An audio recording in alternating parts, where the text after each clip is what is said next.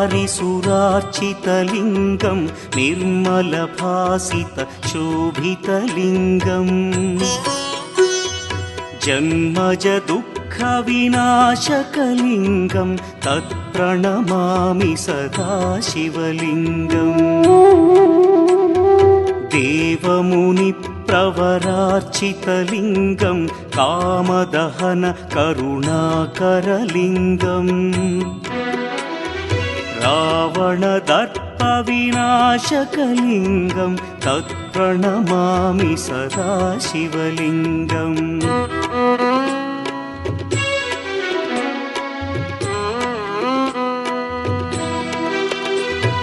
सर्वसुगन्धसुलेपितलिङ्गं बुद्धिविवर्धनकारणलिङ्गं